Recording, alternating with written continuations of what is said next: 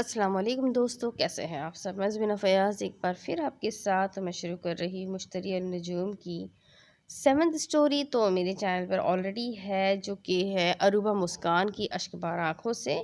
تو میں direct start کر رہی ہوں 8th سٹوری۔ اس کا نام ہے دارکش اور اس کی رائٹر ہے آمنہ عالم۔ یہ 8ویں کہانی ہے۔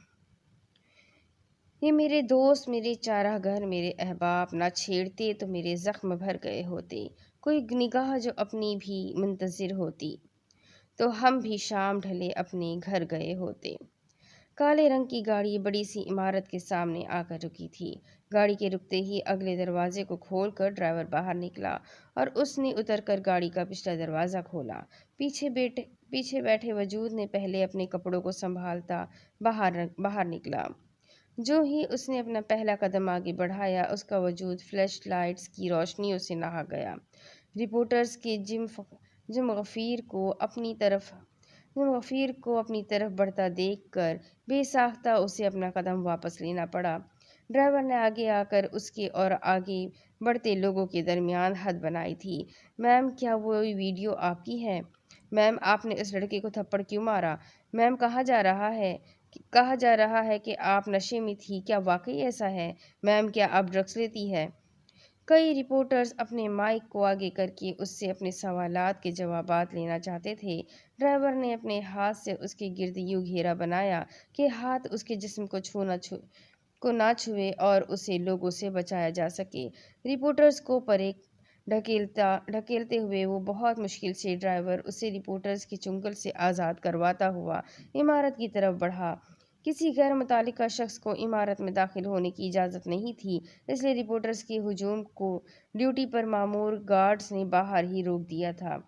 ڈرائیور نے گاڑی پارک کرنے کے لیے چابی ایک گارڈ کو پکڑائی تھی۔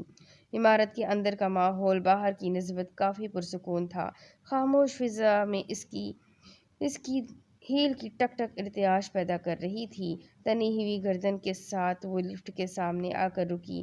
ڈرائیور اس سے 2 قدم پیچھے چل رہا تھا۔ لفٹ کے کھلتے ہی وہ دونوں لفٹ میں داخل ہوئے۔ ڈرائیور نے آگے بڑھتے ہوئے لفٹ کی دیوار میں نصب نمبروں میں سے 5واں نمبر دبایا تو لفٹ بند ہو کر اپنی منزل طے کرنے لگی۔ لفٹ رکتے ہی دروازہ کھلا اور وہ دونوں باہر نکلے۔ ڈرائیور 513 نمبر اپارٹمنٹ کے باہر اب یقیناً گارڈ کی ڈیوٹی سنبھالتا کھڑا ہو گیا، جبکہ لڑکی اپارٹمنٹ میں چلی گئی۔ اپارٹمنٹ بھی اندھیرے میں ڈوبا ہوا تھا۔ اس نے ہاتھ بڑھا کر سوئچ آن کیا، مگر سائیڈ سرکٹ کٹ آف ہونے کی وجہ سے اپارٹمنٹ میں ہنوز اندھیرا تھا۔ وہ غصے سے دروازے کی جانب مڑی جب اچانک اس کے پیچھے کچھ روشن ہوا۔ کہاں چلی سائرہ جی؟ ایک مسکراتی ہوئی آواز اس کے کانوں سے ٹکرائی تو وہ اپنی جگہ ساکت ہو گئی۔ تھوڑی دیر پہلے والا غصہ ڈر میں تبدیل ہو گیا تھا۔ اس میں اتنی ہمت نہیں تھی کہ وہ پیچھے مڑ کر اس شخص کو دیکھے۔ ارے کیا ہوا؟ دی بولڈ اینڈ بریو سائرہ جی ڈر گئی کیا؟ مزاح اڑاتا لہجہ اس کے جسم پر کپکپی طاری کر گیا۔ وہ نہ جانے کیا سوچ کر پیچھے مڑی تو اسے کھڑکی سے تھوڑا آگے کرسی پر بیٹھا وجود دکھائی دیا۔ اس وجود نے خود کو چھپا رکھا تھا۔ اس کی صرف آنکھیں دکھ رہی تھی۔ سائرہ کی آنکھیں پھیلی تھی۔ یہ لہجہ، یہ حلیہ وہ کیسے بھول سکتی تھی؟ ان کالی آنکھوں کی وجہ سے پچھلے 2 دنوں سے وہ صحیح سے سو نہیں پا رہی تھی۔ اس کی آنکھوں میں شناسائی کی رمق دیکھ کر کالی آنکھیں مسکرائی تھی۔ کون ہو تم؟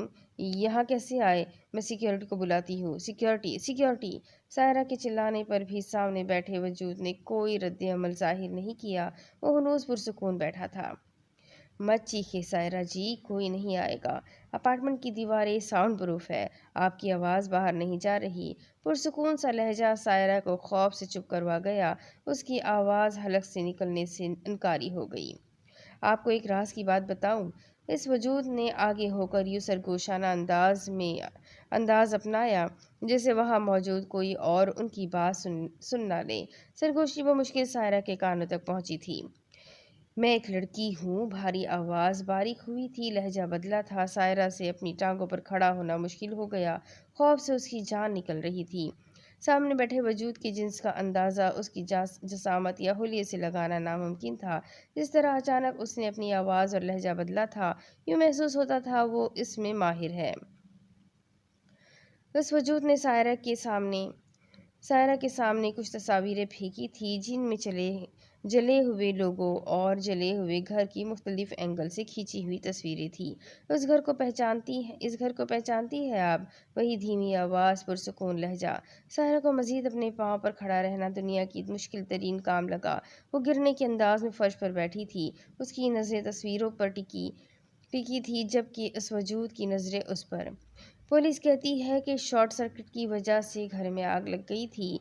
पता नहीं क्यों मेरा दिल नहीं मानता। मुझे लगता है आग लगी नहीं थी, आग लगाई गई थी। सायरा भी तस्वीरों को देख ही रही थी। मुझे तो लगता है कि आग लगाने से पहले उन पर तशद्दुद भी किया गया होगा और हो सकता है उन्हें गोलियां भी मारी हुई होगी। वैसे आपकी फैमिली भी जल के मरी थी ना? उसके कहते ही सायरा ने एकदम तस्वीरों से नजरें हटाकर उसकी आंखों में देखा था। उसके देखने पर काली आंखें मुस्कुराई थी। कौन हो तुम? इस बार सायरा का लहजा बदला हुआ था, उसके लहजे में मजबूती थी। आपका बुरा वक्त, अजली लहजे में जवाब मिला था। तुम मुझे जानती हो प्यारी प्यारी लड़की। मैं मुकाबिल को मारते वक्त अपना चेहरा देखने का मौका भी नहीं देती। सायरा की सफाक आवाज़ अपार्टमेंट में गूंजी थी। मैं ही तो आपको जानती हूँ सायरा जी, मैंने आपके सारे दाव देखे हैं। इस बार लहजा अटल था। सायरा मजाक उड़ाने वाले अंदाज में हंसी थी। जिंदगी की बिसात पर हारना सायरा ने सीखा नहीं है। सायरा ने उसे खबरदार करना चाहा। जीतने में सायरा को दो जीतने में सायरा को दूंगी नहीं। दूसरी जानिब से फौरन जवाब आया था, खैर अभी आप अपने स्कैंडल को हैंडल करें। अगली मुलाकात वैसे भी हमारी आखिरी होने वाली है। वजूद ने कुर्सी से उठते हुए कहा। सायरा उसका मास्क उतारने के लिए उस पर झपटी। मुकाबिल ने फुर्ती से अपनी जगह बदल कर उसकी गर्दन पर वार किया था। सायरा बेहोश होते हुए ज़मीन पर जा गिरी। कहा था ना सायरा जी, आपके सारे दाव देख रखे हैं, वजूद ने कहते हुए कुर्सी साइड पर की और कुछ फासले पर पड़े मोबाइल को उठाकर सायरा के अंगूठे को मोबाइल पर लगाया था। मोबाइल के खुलते ही कुछ देर मोबाइल पर उंगलियां चलाने के बाद वो वजूद खिड़की की जानिब बढ़ा। खिड़की पर चढ़ते हुए साथ लगे पाइप को पकड़कर अपने जिस्म को पाइप के गिर्द लपेटते हुए वो वजूद आराम आराम से नीचे उतरने लगा। सारा की आंख खुली तो वो फर्श पर पड़ी थी, तस्वीर उसके गिर्द फैली हुई थी। लाइट आ चुकी थी, वो फर्श से उठी थी, कुर्सी अपनी जगह पर थी। उसने फ़ोन की तलाश में नज़रें दौड़ाई तो उसे खुद से थोड़े फासले पर नज़र आया। उसने आगे बढ़कर फ़ोन उठाया था। फ़ोन पर कोई नंबर डायल करने के बाद सायरा ने फ़ोन कान के साथ लगाया था। दूसरी तरफ से फ़ोन काट दिया गया था। सायरा ने दोबारा नंबर मिलाया। घंटी बज रही थी। कुछ देर बाद फ़ोन उठा लिया गया था। हेलो, वो दोबारा आई थी। सायरा ने दूसरी तरफ से कॉल जान जाने पर उठाई जाने पर सायरा बेसब्री से बोली, उसे सब पता है, वो हमारे बारे में सब जानती है, मुझे मार देगी। सायरा की आवाज़ कँपा रही थी। दूसरी तरफ की बात सुनने के बाद वो किचन की तरफ गई। पानी ग्लास में डाल के पीने के बाद उसने फ़ोन दोबारा कान के साथ लगा लिया। पी लिया है। वो आई थी, मैंने उसका चेहरा नहीं देखा। उसने मुझे धमकी दी है, वो मुझे मार देगी। सायरा रोने को थी। दूसरी तरफ से उसे पुरसुकून होने का कहा गया। 2-3 बातों के बाद दूसरी तरफ से फ़ोन काट दिया गया। सायरा ने फ़ोन कान से हटाकर सामने पड़ी मेज़ पर रखा। फ़ोन के बंद होते ही दूर फ्लैट में सोफे पर बैठी घुंघरियाले बालों वाली लड़की ने लैपटॉप बंद किया था। सायरा के फ़ोन को इस लैपटॉप के साथ कनेक्ट किया गया था। उसके फ़ोन पर होने वाली सारी गुफ्तगू उस लैपटॉप के ज़रिए सुनी गई थी। सामने सोफे पर एक लड़का अपने पाँव को मेज़ पर रखे लेटने वाले अंदाज में बैठा था। इसका मतलब वो इस सब में अकेली नहीं है, कोई है उसके साथ और भी।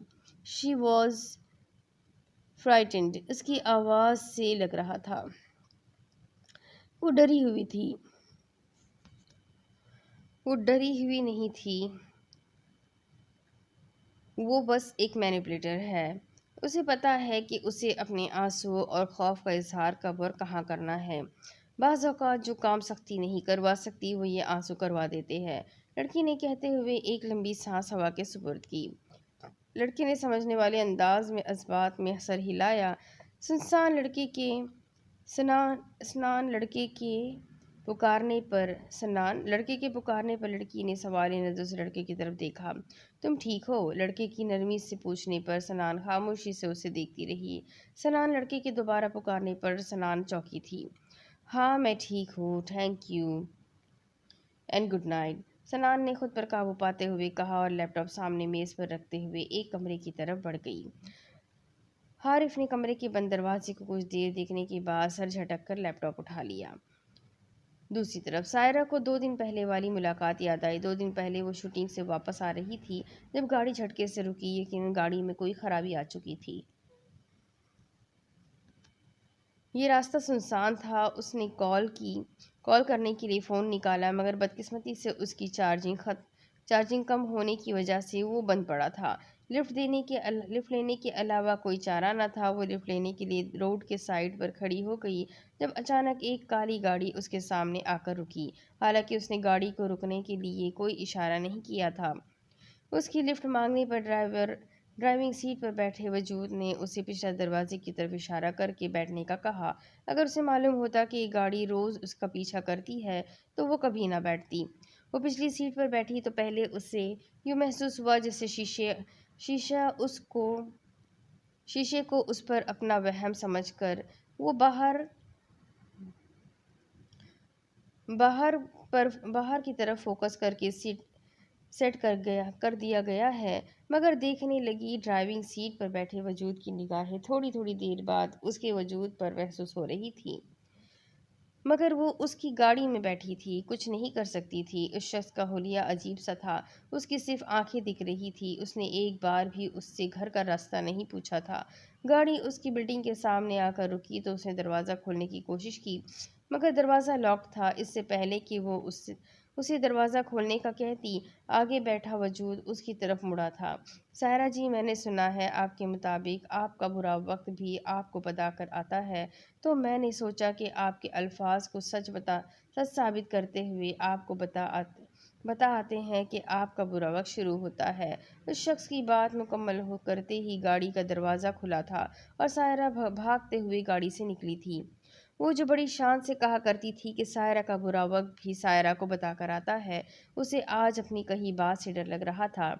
इस रात वो सही से सो नहीं सकी थी। अगले दिन उसने एजेंसी से बात की तो उन्होंने उसे ड्राइवर के भेस में गार्ड फराहम किया जो सुबह से शाम तक उसके साथ होता और शाम को दूसरा गार्ड अपनी ड्यूटी पर आ जाता। एक दिन सुकून से गुजरा था, मगर वो काली आंखें उसे बेचैन किए रखती थी। और अगले दिन एक वीडियो लीक हुई थी जिसमें उसने एक वेटर को थप्पड़ मारा था और उसे देखकर यूँ महसूस हो रहा था जैसे उसने नशा कर रखा है। ये उसकी वीडियो नहीं थी। वो गुस्से की तेज़ थी, मगर उसने अपने गुस्से का इजहार कभी भी पब्लिक में नहीं किया था। वो एक पब्लिक फिगर थी। उसे अच्छी तरह से मालूम था कि उसकी एक एक हरकत पर लोगों की नज़र होती है। और वीडियो में जो मौजूद रेस्टोरेंट में जाना तो दूर की बात, उसने नाम ही पहली दफ़ा सुना था। उस वीडियो के लीक होने के बाद कल तक जो लोग सारा जी करते नहीं थकते थे, आज उस पर उंगलियां उठा रहे थे। कल तक जिस सारा जी का डंका भी बजता था, आज वो बेहस और जालिम बन गई थी। इस मकाम के लिए उसने बहुत कुर्बानियाँ दी थी। उसे सब एक पल में ढेर होते नजर आई थी। उसने अपना सर हाथों में गिराया था। 7 साल पहले किया गया गुनाह आज उसके सामने आ खड़ा हुआ था। फरार के तमाम रास्ते महदूद फासले पर बंद हो रहे थे।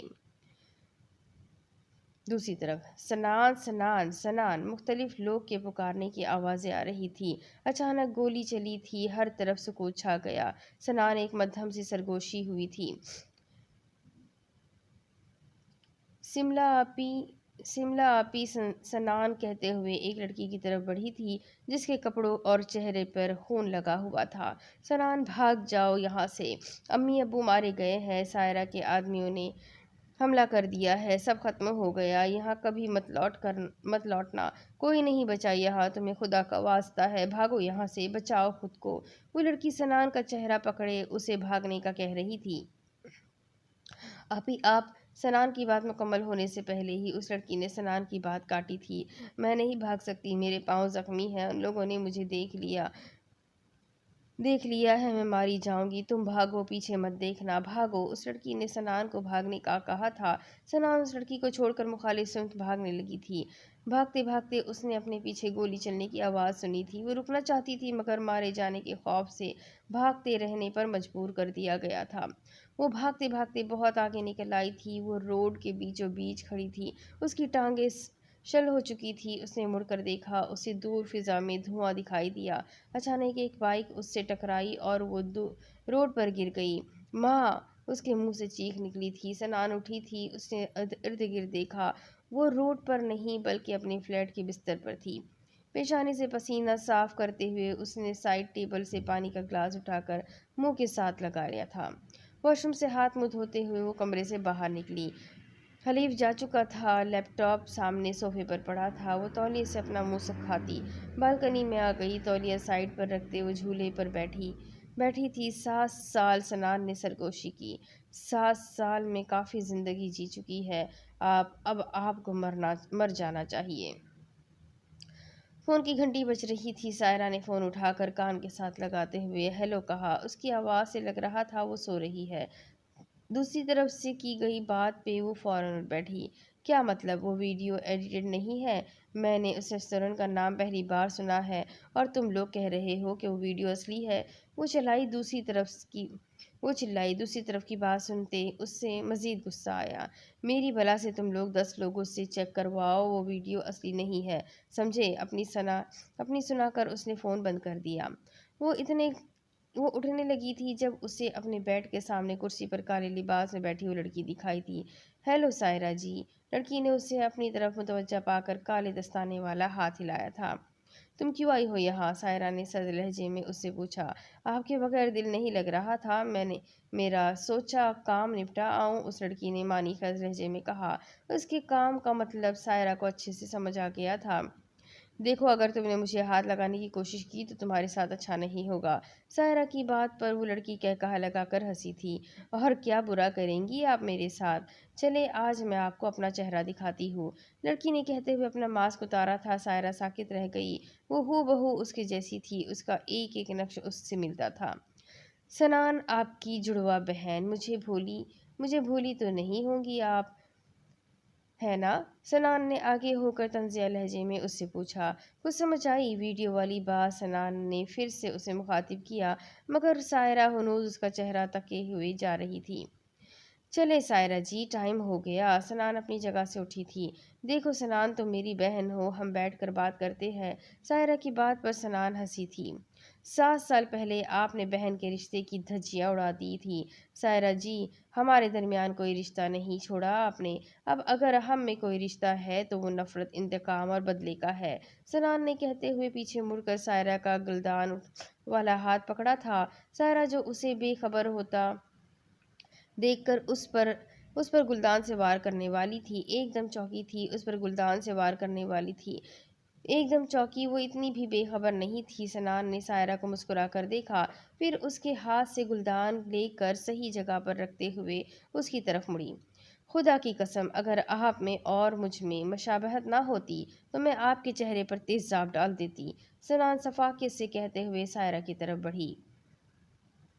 अब आगे नाज़रीन, आपको अफसोसनाक खबर से आगाह करते चलें कि शोबिज़ इंडस्ट्री की मशहूर और मारूफ अदाकारा सायरा अली ने डिप्रेशन से तंग आकर अपनी जान ले ली। पुलिस को उनकी लाश उनके बेडरूम में पंखे से लटकी हुई मिली। दरवाज़ा अंदर से बंद था। उन्होंने मरने से पहले अपने मदाहों के लिए एक वीडियो इंटरनेट पर डाली। इस वीडियो में उन्होंने अपने मदाहों को बताया कि वो खुद से लड़ते लड़ते तंग आ गई है और इस दुनिया से रिहाई चाहती है। पुलिस को अदाकारा की खुदकुशी का इल्म भी इसी वीडियो के ज़रिए हुआ। मज़ीद आपको बताते चले कि फ़्लैट का दरवाज़ा खुलने की आवाज़ पर हलीफ ने टीवी से नज़रें हटाकर दरवाजे की तरफ देखा जहां से सनान दाखिल हो रही थी। ये क्या किया है तुमने? मुझे बताए बगैर तुमने सायरा को मार दिया? हलीफ ने भड़कते हुए उससे पूछा था। इस वक्त मैं कोई बात नहीं करना चाहती, सनान कहकर आगे जाने लगी। तब ही हलीफ ने उसका हाथ पकड़कर उसे रोका था। तुम मुझे बताए बगैर सायरा का कत्ल कर आई हो और ऊपर से तुम्हें इस वक्त कोई बात नहीं करनी। मैं यहाँ पागल नजर आ रहा हूँ? मैं तुम्हें हलीफ ने चीखते हुए अपनी बात मुकम्मल की थी। مجھے اپنی بات نہیں کرنی۔ سنان نے اپنی بات پر زور دیتے ہوئے اپنا بازو چھڑوایا تھا۔ اوکے فائن، تمہیں جب بات ہی نہیں کرنی تو میں یہاں کیا کر رہا ہوں؟ لیکن میری ایک بات یاد رکھنا، پولیس کو اگر ذرا سی بھی بھنک لگ گئی نا اس قتل کی تو وہ تم پہ دنیا تنگ کر دے گی۔ حلیف اسے وارن کرتا چلا گیا تھا، وہ وہیں صوفے پر ڈھہ گئی۔ دنیا 7 سال پہلے وہ اس دنیا کی بھیڑ نے اس سے اس کے اپنے چھین لیے تھے۔ اس دن الجھنوں نے اسے گود لیا تھا، شفافیت نے اس کی پرورش کی تھی اور دھوکے بازی کے ہمراہ اس نے کام کرنا شروع کیا تھا۔ اس دنیا نے اسے ایسا بنایا تھا۔ کیا یہی دنیا اس پر تنگ ہو سکتی تھی؟ نہیں، کبھی نہیں۔ دوسری طرف حسن صاحب ایک بزنس مین تھے۔ ماریہ بیگم سے شادی کے بعد کافی عرصے تک وہ اولاد کی نعمت سے محروم رہے۔ ان کے ساتھ ان کی اکلوتی طلاق یافتہ بہن اپنی بیٹی کے ساتھ رہتی تھی۔ بہن کی وفات کے بعد حسن صاحب نے شملہ کی کسٹڈی لے لی۔ خوش قسمتی سے شملہ کی کسٹڈی لینے کے 2 سال بعد ہی اللہ نے انہیں جڑواں بیٹیوں سے نوازا۔ جو اولاد بڑی ہوتی گئی، شملہ سے لگاؤ بڑھتا گیا۔ سائرہ بچپن سے ہی ضدی اور خودسر تھی، وہ اپنی باتیں کسی کو نہیں بتاتی تھی۔ بہنوں کے ساتھ بھی اس کی کچھ خاص نہیں بنتی تھی، جبکہ سنان اس سے بالکل مخالف طبیعت کی مالک تھی۔ کالج کے مکمل ہوتے ہی سائرہ اداکاری کرنے کی ضد کرنے لگی۔ حسن صاحب کے انکار نے اس کی ضد کو جنون میں بدل دیا۔ اس نے گھر والوں کو اطلاع دیے بغیر اداکاری شروع کر دی۔ اس نے اپنا پروجیکٹ شروع کرنا چاہا، مگر اس کے لیے اسے خطیر رقم درکار تھی۔ اسے یقین تھا کہ حسن صاحب کبھی نہیں دیں گے، اس لیے اس نے حسن صاحب کے مخالفوں کے ساتھ ہاتھ ملا لیا۔ اس بات کا علم جب تک حسن صاحب کو ہوا، سائرہ گھر سے غائب ہو چکی تھی۔ پھر ایک دن کچھ لوگوں نے گھر میں گھس کر مار پیٹ شروع کر دی۔ سنان کالج سے واپس آئی، تب تک اس کے والدین کو وہ لوگ مار چکے تھے۔ شملہ اسے گھر کے دروازے پر ملی تھی۔ سنان وہاں سے بھاگی۔ موٹر سائیکل سے ٹکراؤ سے اس کے پاؤں میں موچ آئی تھی۔ بھاگنے کی وجہ سے اس کی حالت بہت خراب تھی۔ لوگ اسے بھکاری سمجھ کر آگے بڑھ گئے اور وہ وہیں فٹ پاتھ پر بیٹھ گئی۔ 2 دن وہیں فٹ پاتھ پر بیٹھے اسے اندازہ ہوا کہ یہاں زندہ رہنے کے لیے کھانا دیا نہیں جاتا، چھیننا پڑتا ہے۔ آہستہ آہستہ اس نے چوریاں شروع کی۔ اسے بھیڑ میں گھس کر جیب کاٹنا سب سے آسان لگتا تھا، کیونکہ اس میں پکڑے جانے کا تقریباً ناممکن بات تھی۔ مگر یہاں کے لوگ زیادہ تر متوسط طبقے سے تھے۔ ان کی جیبوں میں گنے چنے پیسوں اور کچھ کارڈز کے علاوہ کچھ نہ ملتا تھا۔ ایک دن اس کے ہاتھ بٹنوں والا موبائل لگ گیا۔ اس موبائل کو دیکھ کر اسے مایوسی ہوئی کہ کاش اس کی جگہ 10-20 روپے نکل آتے۔ یوں ہی چلتے چلتے اس نے موبائل پر اپنی مرضی کے نمبر ڈائل کر کے ملائے۔ خوش قسمتی سے نمبر مل گیا۔ اس نے کال اٹھانے والے کو انعام نکلنے کا بتایا اور کہا کہ اس نمبر پر اتنے پیسے جیز کیش کروانے پر یہ انعام اس کے گھر پہنچا دیں گے۔ کال کے بند ہوتے ہی وہ طنزیہ ہنسی تھی۔ یقیناً اسے اسکیم کال سمجھا جائے گا۔ ایسی کالز اکثر گھر کے فون پر آیا کرتی تھی۔ گھر کا خیال آتے ہی اسے اپنے دل میں کوئی احساس محسوس نہ ہوا۔ کچھ دیر بعد اسے فون میں وائبریشن محسوس ہوئی۔ فون دیکھنے پر اسے بیک وقت حیرانگی اور خوشی ہوئی۔ اسی نمبر سے اسے پیسے بھیجے گئے تھے۔ قریب ہی دکان پر وہ پیسے نکلوانے گئی۔ اسے جلد از جلد یہ سم بند کرنی تھی۔ دکان نے اسے موبائل پاسورڈ ڈالنے کے لیے پکڑایا۔ اس نے تھوڑی دیر یاد کرنے کی اداکاری کرنے کے بعد نہیں یاد کہہ کر دکاندار کی طرف دیکھا۔ دکاندار کچھ دیر اس کی شکل دیکھتا رہا، جس پر اس نے پریشانی کے تاثرات سجا رکھے تھے۔ پھر اس نے اپنے پاس موجود مشین سے کچھ ٹک ٹک کرنے کے بعد اسے موبائل اور پیسے پکڑا دیے۔ اس نے دکان سے نکلتے ہی وہ سم نکال کر توڑ دی۔ یہ کام آسان تھا۔ اس نے یہی کام شروع کر دیا۔ بعض اوقات اسے پیسے ملتے اور بعض اوقات گالیاں۔ یوں ہی ایک دن اس کی ملاقات حلیف سے ہوئی۔ وہ ویسے تو دن میں کئی لوگوں سے ملتی تھی، مگر یہ ملاقات تھوڑی عجیب تھی۔ وہ ایک گلی سے گزر رہی تھی۔ گلی میں اکا دکا لوگ تھے جب اچانک حلیف اس سے ٹکرایا۔ اسے یقین تھا کہ اب یہ آدمی بھی اپنی ساری تمیز بھولتا اسے سنانے لگ جائے گا، مگر حیرت اسے تب ہوئی جب اس نے اس کی طرف دیکھ کر خوشی سے کہا تھا، سائرہ جی! یہ لفظ سنان کو چابک کی طرح لگا تھا۔ سنان نے اپنی ٹانگ سے اس آدمی کی ٹانگ پر وار کیا۔ وار اچانک کیا گیا تھا، اس لیے وہ آدمی گر پڑا۔ سنان نے اپنے پاؤں میں پہنا کالج بوٹ، جو کافی پرانا ہونے کے ساتھ ساتھ ایک دو جگہ سے پھٹا ہوا تھا، اس کے ہاتھ پر رکھ کر اپنا سارا وزن پاؤں پر ڈالتے ہوئے बैठी थी। कैसे जानते हो तुम सायरा को? आगे होके पूछते उसकी नज़र उस आदमी की दाढ़ी और मूंछों पर गई। सनान ने उसकी दाढ़ी को खींचा तो वो हाथ में आ गई। दाढ़ी, मूंछें और बाल उतारने के बाद वो आदमी एक नौजवान लड़के के रूप में आ गया था। हाथ पर पड़ते जोर की वजह से वो चीखा तो सनान ने खड़े होकर वजन कम किया। बोलो। सनान के कहने पर उसने बताया कि वो टीवी पर आती है और उसकी तो कोई फिल्म भी रिलीज़ होने वाली है जिसका आजकल बहुत चर्चा है। उसने सनान को मोबाइल में उसकी वीडियो भी दिखाई। सायरा का हंसता मुस्कुराता चेहरा देखकर सनान को पहली दफ़ा उससे शदीद नफरत महसूस हुई। उसे इंतकाम लेना था। हलीफ भी सनान की तरह इसका स्कैमर था। उस दिन सनान ने हलीफ को अपनी आधी सच्ची आधी झूठी कहानी सुनाकर उससे हाथ मिला लिया। हलीफ को कंप्यूटर के बारे में काफ़ी कुछ मालूम था जो उनके लिए काफ़ी फ़ायदेमंद साबित हुआ। हलीफ 7 सालों में सनान का पहला और आखिरी दोस्त बना। उस दिन से सनान ने अपना चेहरा लोगों से छुपाना शुरू किया। सनान, सनान। हलीफ सनान को पुकारते हुए फ्लैट में दाखिल हुआ। क्या हुआ? सनान ने कमरे से निकलते हुए पूछा। वही लड़की जो सायरा के साथ थी आज रात रावी पुल के नीचे किसी से मिलने वाली है। हलफ ने सांस दुरुस्त करते हुए उसे इत्तला दी। बेशक वो उससे नाराज़ था मगर इत्तला देनी भी ज़रूरी थी। किस वक्त? सनान ने कुछ सोचते हुए एक सवाल किया। रात 1 बजे। हलीफ बताते हुए सोफे की तरफ बढ़ा। चलो आज उसका काम भी निपटा देते हैं। सनान कहते हुए किचन की तरफ बढ़ी। रात अपने पर मजबूती से फैला चुकी थी। चारों तरफ हु का आलम था। ऐसे में रावी पुल से थोड़ा फासले पर एक गाड़ी में 2 अफराद बैठे घड़ी की सुइयां गिन रहे थे। घड़ी ने जो ही 1 बजने का ऐलान किया वो दोनों गाड़ी से उतरते हुए पुल की निचली तरफ बढ़ने लगे। खामोश फिजा में गन लोड होने की आवाज़ ने अर्त्याश पैदा किया। सुनसान चलते कदमों को रोकते हुए मुड़ी थी। उसी गन का अगला हिस्सा अपने माथे पर महसूस हुआ। चांद की रोशनी में सनान वाज़े दिखाई दे रही थी। उसे गन का अगला हिस्सा अपने माथे पर महसूस हो रहा था। आई एम सॉरी सनान, स्कैमिंग मेरा प्रोफेशन है। मुझे तुम्हें धोखा देना ही था।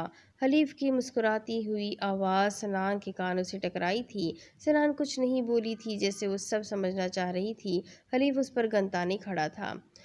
सही। सनान ने थोड़ी देर बाद समझने वाले अंदाज में सर हिलाते हुए कहा। हलीफ के हाथ से गन छूटते छूटते बची थी। कम अज़ कम उससे इस रद्द अमल की उम्मीद न थी। क्या हुआ हलीफ? मेरे रद्द अमल पर झटका लगा। मुझे इसी दिन तुम्हारी गद्दारी का पता चल गया था जिस दिन तुमने मेरे लैपटॉप से उस लड़की का नंबर निकाला था। मुझे कल भी पता था कि तुम मुझे रावी पुल के नीचे मुझे ही मारने के लिए ले जा रहे हो। सनान ने पुरसुकून लहजे में मुस्कुराते हुए कहा। बिल्कुल ठीक पहचाना सनान। तुम अब भी मरोगी। मगर इन कागजात पर दस्तखत करने के बाद। अपने पीछे से इतनी आती लड़की की आवाज़ ने सनान को साकित किया था। सनान, भाग जाओ यहाँ से। अम्मी अब्बू मारे गए हैं। सायरा के आदमियों ने हमला कर दिया है। सब खत्म हो गया। यहाँ कभी मत लौटना। कोई नहीं बचा यहाँ। तुम्हें खुदा का वास्ता है, भागो यहाँ से। बचाओ खुद को। सनान पीछे मुड़ी तो उसे अपने इर्द गिर्द धमाके होते महसूस हुए। मैं नहीं भाग सकती। मेरे पाँव जख्मी हैं। उन लोगों ने मुझे देख लिया है। मैं भी मारी जाऊंगी। तुम भागो, पीछे मत देखना, भागो। सिमला आपी। सनान को अपनी आवाज़ पर आई लगी। जी प्यारी सनान, मैं तुम्हारी सिमला आपी, वो लड़की कहते हुए मुस्कुराई थी। सनान फटी आंखों से उसे देख रही थी। 7 साल पहले सायरा मेरे और बाबा के साथ मिली थी।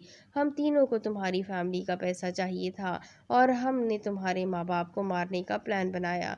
तुम्हें ज़िंदा रखना इस वक्त ज़रूरी था ताकि किसी को हम पर शक न हो कि इतनी सारी जायदाद एकदम कैसे हमारे नाम हो गई। तुम्हें ढूंढते ढूंढते मेरे बाबा मर गए और सायरा को तुमने खुद मार दिया।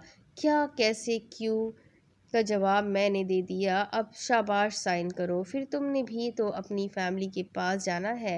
सिमला ने तंज़िया लहजे में अपनी बात मुकम्मल की थी। सनान के आंसू उसका चेहरा भिगो रहे थे। वो लड़खड़ाई थी। कांपते हाथों के साथ सिमला से पेपर्स और पेन पकड़ते हुए उसने साइन भी कर दिए।